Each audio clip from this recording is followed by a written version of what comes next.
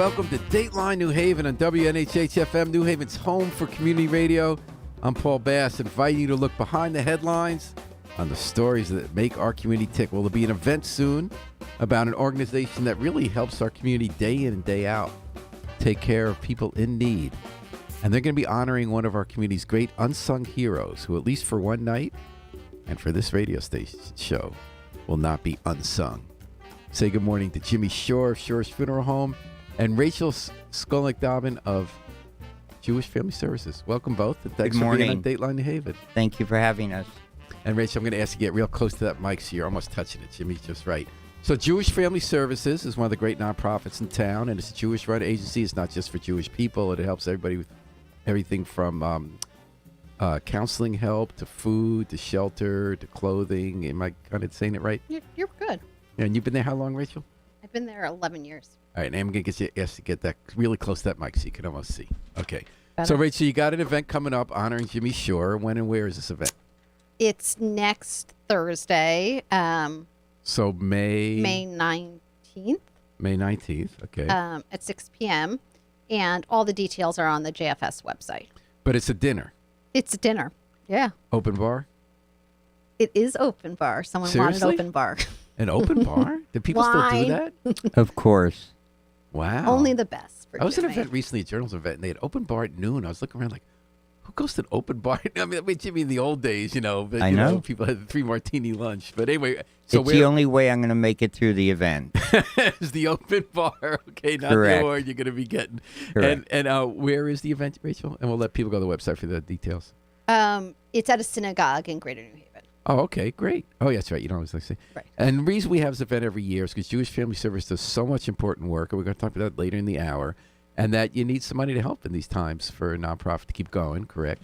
Correct. And every year you pick someone the community deserves recognition as a way. Like, these events aren't only about fundraising. They're about how we as a community talk about the values that matter and the people who keep us strong as a community day to day. How did you guys pick Jimmy Shure? He's not someone who usually steps into the limelight.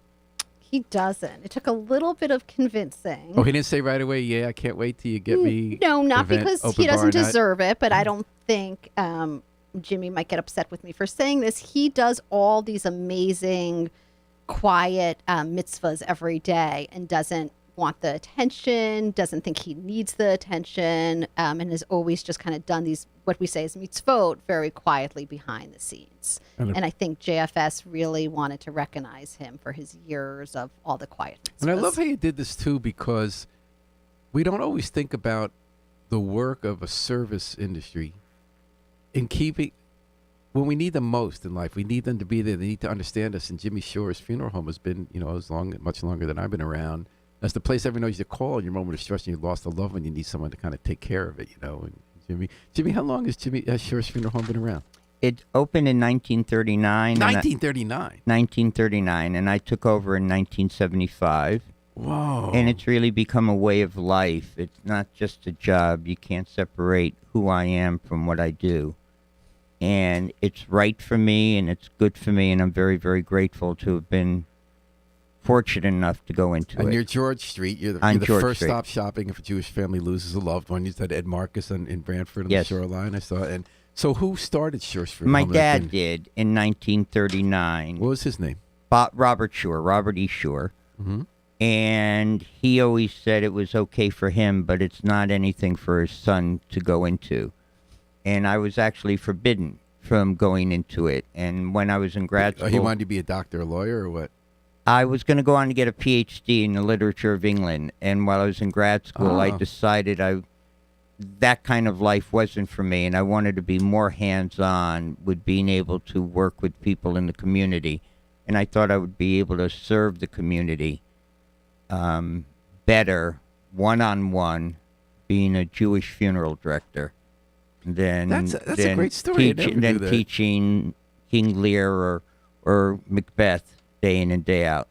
So, did you guys grow up in New Haven? I grew up in Westville. And I went through the New Haven school system, and then college, graduate school, and then mortuary school in New York, and then moved back.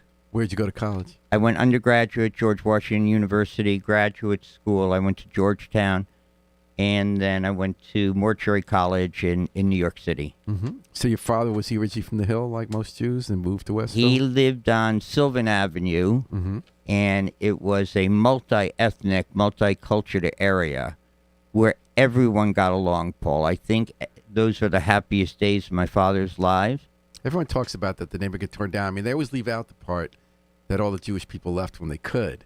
Well, not And then that a lot of, not where the Jews necessarily lived, there were a lot of rat-infested hovels that got torn down, but a lot of people felt the neighborhood and the community were destroyed. it was, but back in the day, it's where the Jews and Italians and Russian Orthodox and Greek Orthodox, everyone lived together and got along, and no one locked their doors back then. It was my father's mantra. And Why did he move from Sylvan? Because that was not one of the streets that got torn down, but the Oh, neighborhood around it maybe. everyone, just like people lived in Westville, then moved to Orange and Woodbridge, people lived downtown and Sylvan Avenue and Legion Avenue and Ward Street, and then they moved out to Westville or Hamden. And of Hamden was course, a still a block farmland back then. And of course, Sylvan Avenue was one block from Right. where 16 acres were destroyed for a Correct. highway that was never built. Absolutely, And people it was are so- devastated. Your father's generation of people are pretty bitter about that. They are, they are. But, Absolutely, it cut the city off. When you were a kid, where was it? Always on George Street, the Shure funeral home? Yes, it's always been at 543 George Street. So even though your father said, "No way is my son going to be a funeral director," did you hang out there as a kid? The only time is if we were going out for dinner or going downtown to the old Beth Medrash or Guttel Synagogue, which was on Dwight and George. And He that would got stop folded in to into check the Westville. mail, and I would sit in the car, and then he would come back So you never out. watched him interact with people who were distraught? Just needing on the help? phone at home, because our office phone always rang at home also. It still does. And did you hear a lot of conversations with your father calming someone down, reassure? Because that's one thing you know how to do, right? You know how to say, basically, I've done this a million times. We're going to be okay. I'm going to get you the casket. We're going to That's have very everything." great. That's kind of you to say. I did hear him. My father and I really were very, very different people in many ways. But he opened the door. He actually opened the door widely for me to see what can be done. Was that mostly the phone conversations? Yes, it was only the phone conversations. So he and kept then, you awake. 'Cause he and really what didn't would want you to- happen was when there was a tragic death of a mom or a dad of one of my friends in school, and they had the funeral, my friends would come over to me and tell me how great he was, how kind, how loving, and it was very, very special to hear. Not just a compliment of my father, but to know that they got my friends through something, and that's what I wanted to do. You know, so interesting I- it's so interesting about immigrant families. Was your father an immigrant? No, Was his father? yes. Because each generation, they have these hopes and dreams, right, about what the kids will be. And he didn't want you to be a funeral director. He saw that as not as high He a was calling. so upset that I was going into the field that he refused to attend my graduation from mortuary school. Oh, my God, how'd that make you feel? I actually understood it. I really, really did. He was just letting me know that I was doing what I wanted to do and he'd be there for me, but just don't put it in my face. About 6 months later, he was the happiest guy in the world. How was that? He was very grateful that I came in and we worked together and we built an incredible, totally different level than we ever had before. Which is Something for which I am most grateful. I cherish it. And so working together made that happen. yes. And So here's something I'm trying to guess as an outsider. yes. Your decision to follow what your father did, even though he had these opportunities he probably never had, to go to George Washington University, to get a PhD, to teach Shakespeare, you looked at what your father did, and you said what he did is important. That's meaningful. What he does is special. It matters. And so he was upset at first because he wanted you to do what he considered something better. But in the end, did he see it as an affirmation of him and his life, that his son, who had more possibilities, decided that what he did was special and it mattered? You know, I've never been asked that. It's an interesting question. I would say he did have an inner sense of peace about my being It took him there. 6 months. When the Actually, it may have been a few more months. And you know Yes. what it is? So you rebelled. You know, usually when kids rebel, they try to do something different from their parents. You rebelled by following your parent? Again, I'm grateful to do what I do. He wanted me to have more of a 9 to 5 and be able to be home with my family on weekends and holidays and not be in the middle of sad occasions at all times. And what we're talking about is what it's not a 9 to 5 job, which is to run a funeral home, which the Shure family has done since 1939 in New Haven. Jimmy Shure has been running it, took over from his father in 1975, and he will be honored on Thursday, May 19th by Jewish Family Services as a tribute to a career well done. So, Jimmy, it isn't a 9 to 5 job. What's it like to be funeral director? You call all the time. Is the phone ever off at 2 in the morning? No. So you get woken up at 2 in the morning? Often, and I haven't been able to figure out why, Paul. More calls come in after regular working hours and on holidays than any other day or any other time. You ever notice patterns of death around holidays? Do people subconsciously make it through Passover or in our country Hanukkah when they make it through the holiday, or they make it to their birthday or their anniversary or their daughter's wedding. So do you kind of know, okay, it's the holiday's over, it's time, Pesach's over, it's time for me to be ready, or no? You can almost guarantee that just as you're about to ask the second of the 4 questions, the phone is going to ring. Why is this night not like other nights? Because we're going to get the phone ringing for someone. But in all honesty, if it's quiet on a Tuesday at 2 o'clock, I am able to go home. Okay. So where my phone still rings, but it's most important. It's the way I've chosen to lead my life. It doesn't make me special in any way. It's a matter of just being there for the families when they need you. Compare it to an emergency room doctor. You never know who's coming in and then at what time. And you've just got to be there. I tried to succeed serving each family. I'm sure I disappointed some families over the years. But I take each call as a sacred gift. I'm flattered every time the phone rings and someone trusts me to handle their funeral needs. And you've gone through generations, right? Can you think of families who've done 3 generations? Yes. Now that I'm getting older, I'm going to be 70 next week with no plans to retire whatsoever. I'm starting to understand what my father felt later in his life when my generation is starting to get infirmed or frail, and sadly, even some pass away. But it's still wonderful to be able to be there and be the only person at that time. There's no one else. And, since we talk about, like people like Rachel and her generation now, she takes these leadership roles. We saw them when they were young. Rachel's remarkable in everything she does. I see all these young people here are remarkable. And you kind of at first have to say they do it differently from you. And then you got to say, that's good. Like you need new people. You do. Is that happening? You need new people, but you still need to, you can't feign care. You've got to be there, and you've got to be available. And so you have to understand that someone just lost a mom or dad or a husband. God forbid, 1,000,000 times a child. But you've got to be there. And then, do you have kids? I have 2 children and 5 grandchildren, and 1 coming in June. And are any of them going? No. No. Did you want them to or no? Like my father, if my son were inclined, and he does have the personality for it, I would have refused his wanting to come in with me. You would have refused? Yes.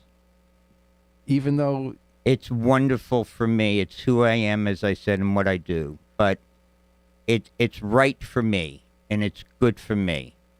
Not for the kindler, not for my children. Why? For the same reason my father... I just want them... But your dad was wrong. My dad was wrong. But you're not wrong. Rachel, what do you think about that? I think his kids are highly successful in what they do. Well, did they want to go into the business, Jim? No. Oh, they didn't want to. Rachel knows.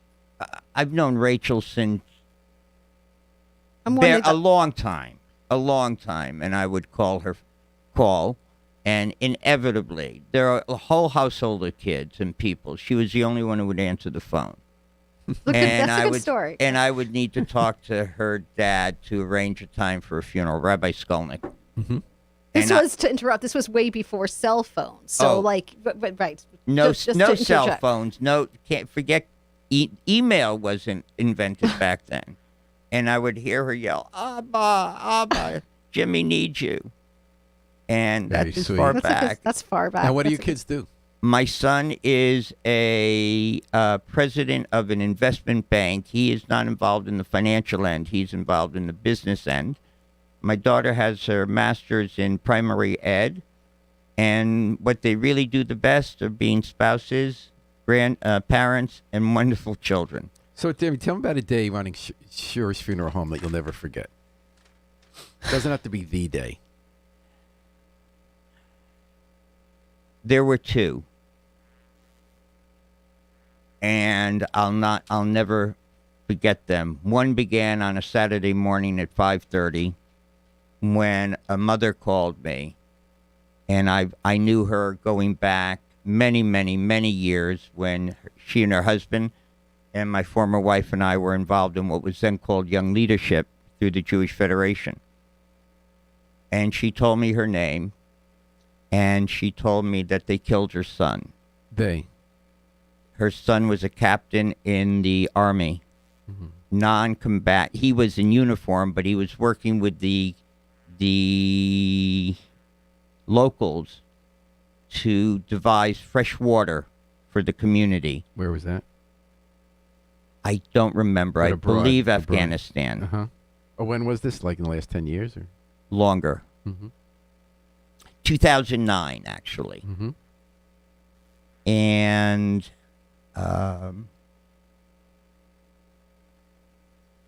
to this very day, I see the emptiness in the eyes of the mom and dad, who are two of the most special people I've known prior to this. It was an honor to serve them, but I was not a proponent of the war, and I was anti-war, and I was angry. This was a very, very special young man. And you knew their family already? And he served proudly, and the family was very proud of him. 2 years later, I was at my office, and I was sitting in my office, and my associate at the time was sitting at his desk, and he turned around and yelled to me, "Jimmy, we have another one." That's all he had to say. And a young man also got killed in Afghanistan. And I was sitting in the family's home on a Saturday morning, and it was all decorated because that young man was coming home that Friday. Oh, my God. And I hold these four parents dear in my heart to this day.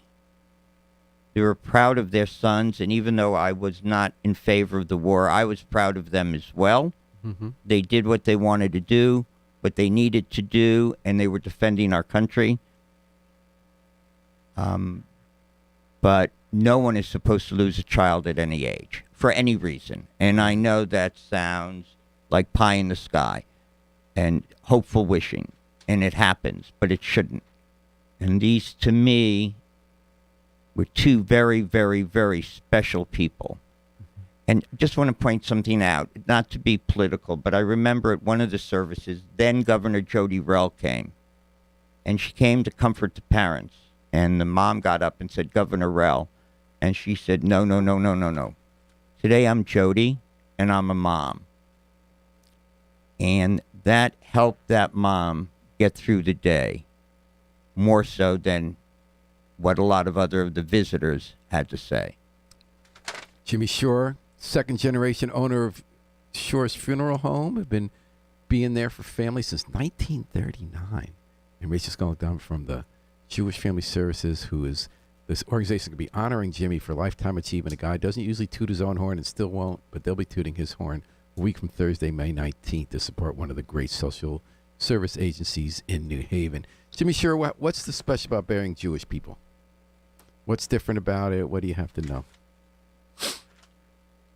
In our religion, there are many, many, many laws and traditions.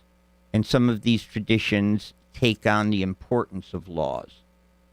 And it makes it if one chooses to follow these traditions, it makes that family's life easier because the only thing they need to decide upon is the day, the time, and Rachel, you can and the rabbi. and hear about this. Wait, one of the times you sort of need religion most is when someone's died. You want to, quote, do it right. You want to kind of figure some way to make sense of it and benefit from thousands of years of tradition that incorporated the wisdom of what human beings need. You know, the whole process of Kaddish and yard site after that. And you kind of feel like, I mean, I've buried a bunch of people. You have this idea, even though there's no such thing as doing it right, you kind of want to have a sense this is the way you're supposed to do it, right for them, help you get through it. I don't know what you guys think about that. What's very, very interesting is that unfortunately, with many synagogues, people are resigning. Membership is not growing as it should. Yet the community, the people, many of whom are no longer members of synagogues, have chosen to follow the ancient traditions That's when you need 'em. that they hear from a friend or a neighbor or a rabbi, or when we mention it to them, and it gives them great solace. What makes everything different? Everything we do stems from the word respect, from the moment the individual dies until after the individual passes away. We respect everything about the deceased and everything about the mourners. And it helps get those people through difficult And there's times. certain things that always happen at Jewish funerals, and then some things that vary. You always have us line up at the end as we're leaving the gravesite, as the people pass. That's you say so the Kaddish prayer. that's so people are re-entering the land of the living, knowing there are those who care about them. And sometimes the funeral's in a synagogue, and then you drive out to the gravesite or walk. Sometimes it takes place at the gravesite, especially just in COVID. Yes, COVID changed things, and sadly, COVID caused many premature unnecessary deaths. Were you working harder during COVID? We were, and I remember early on there were a couple of people in the Bubs community who died early on because they got hit with it first at that Purim. Yes. I'll tell you what we have in this community that I'm sure other communities can say it as well, but I know ours the best. We have some of the best, most caring, selfless rabbis of any community of which I am aware. Rabbis that will go out at 10 and 11 o'clock just to say a prayer with the family as their loved one lay dying. Rabbis who will walk on the Sabbath just to be with the individual, with the family, with the loved ones. Genuine, caring, intelligent, erudite, compassionate rabbis. Without them, no matter how good a funeral director may be, the funeral would not be what a family needs. And then some Jewish families do Chevra Kadisha, where someone watches the body before the funeral. That and is says an Psalms ancient over it. custom. There's a society in New Haven. There is. It's called the New Haven Chevra Kadisha Society. It's made up of volunteers, and they will do it for anyone free of charge. There is a fee for it, but the people who do it never get a penny of it. It all goes to what we call in Judaism tzedakah. And the connotation for that would be charity. The denotation really means righteousness. And that goes to help put food on the table of indigent Jews. Someone's out of work, help with schools. We're very fortunate. All volunteers. Let me ask you about the caskets. Now, isn't it Jewish tradition that you get a plain casket that will disintegrate? I into the earth? prefer you say a simple traditional casket, because the other way, some people think you are trying to skimp. Well, that's the thing. I always tell people in our tradition, you're not supposed to spend a lot of money in casket. You're not supposed to make it all flashy. It's supposed to be back to the earth. I try my best to tell families that all wooden caskets do exactly the same thing, other than look different one from the other and cost more or less money. I have, for whatever reason, though I still don't own a grave, but I've made my funeral arrangements, and Which won't be for a long time, I am to be buried in a simple traditional pine casket with a shroud. and have the Chevra Kadisha prepare me. Even something like the shroud, you should understand, is out of respect. It is a garment without any pockets, so that we can take no material wealth. We're all equal in God's eyes when we die. And we don't dress up the bodies. We don't do the surgery. Very, very, very rarely. Yeah. I love our. I think. I don't know what you think about this, Rachel. I think that the most brilliant part of our tradition is how we deal with death. I mean, I've experienced it, and that whole grieving process. After the first week, you stay in your house. People come to your house. They do the prayer with you and remember the person. Then you get out of your house for the first month, and for the first 30 days, Shloshim, you go to synagogue to pray with other people to reemerge society. Then for 11 months, you're going every day, but you're also functioning in the world, but not pretending that it's over. Correct. And I don't think it's the only smart or good tradition, but I think there's so much wisdom in it that I think developed from Jews over the centuries, seeing what people need. It eases a person back to what I say, into the land of the living. Absolutely. And it does so by surrounding these people with others who care. Yeah. You go to synagogue morning and evening for morning prayers and then afternoon, evening prayers, and you have at least 9 other people around you. And they're always there. Yeah.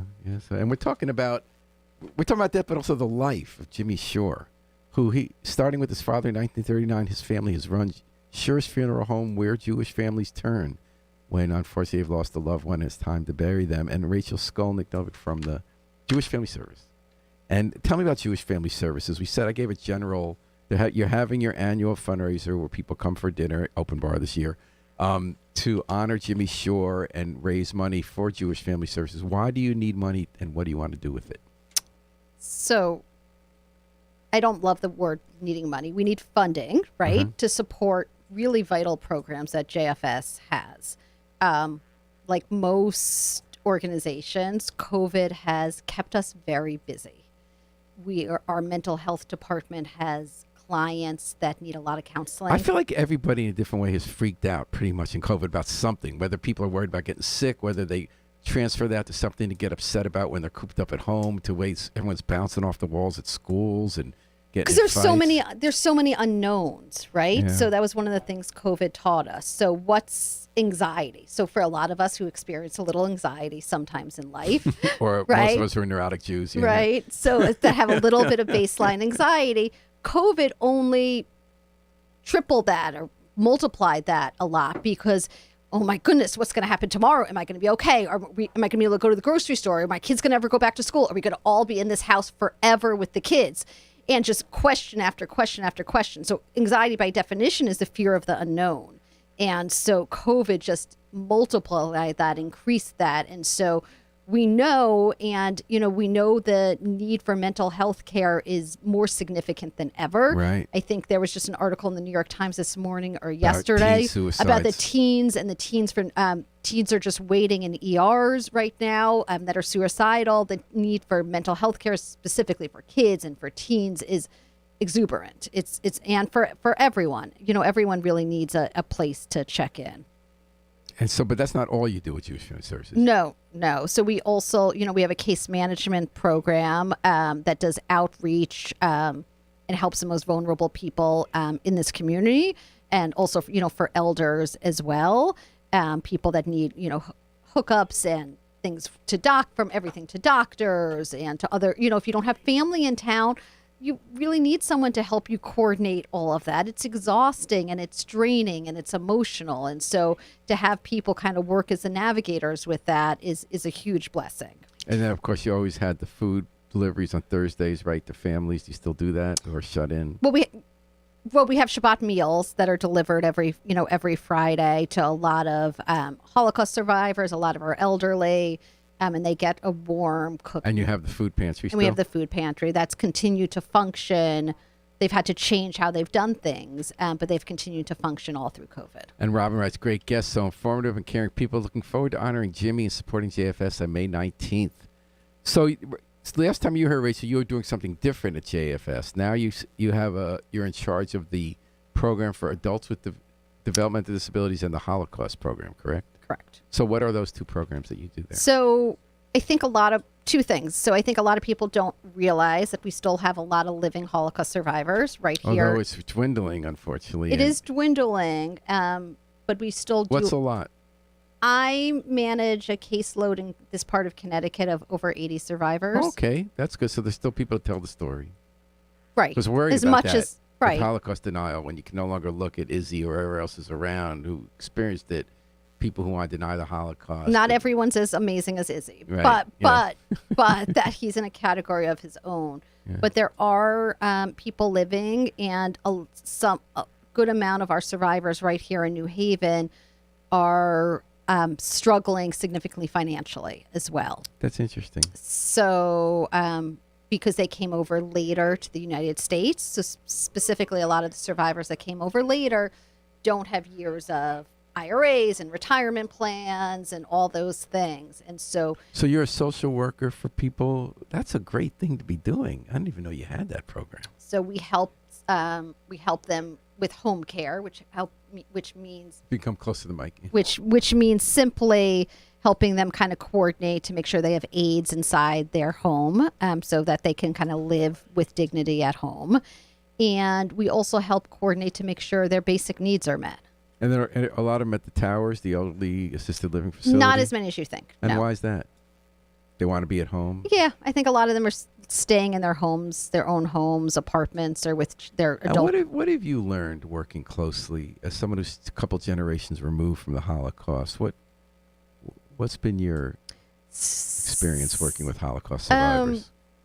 So I didn't always do the Holocaust program at JFS, and when I took it over, I think 3 years ago, my grandparents were survivors themselves. Oh, I didn't know that.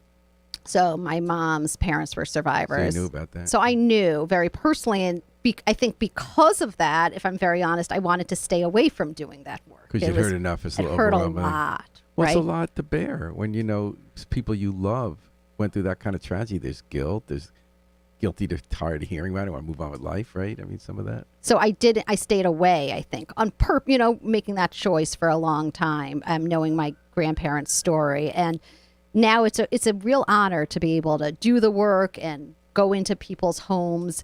We also know from not just Holocaust survivors, but all our elderly, there's a huge loneliness epidemic right now. And so, sometimes I go into someone's house and I'm having a bad day and I'm rushed, and this is one of 7 appointments I have to do before I have to rush and get back to Ezra to get a child who's I know is going to be grumpy and yell at me about something. And I walk into this older gentleman's house, and he has his whole table set, and he has made me tea and chocolates, and he tells me that this is the first time all week he took off his slippers and put on real shoes. And he's seeing another person face seeing to another face, person. which is sort of the essence of survival, right? And so it's our work, that visit, that I sometimes have to take a breath and forget how important it is really important and really vital. It might be the most important thing that happened, not just in that person's day, but in their week. And is that why why'd you become a social worker? Rachel's a natural, always has been, with a huge heart and a very caring heart. And I've known her longer than most people.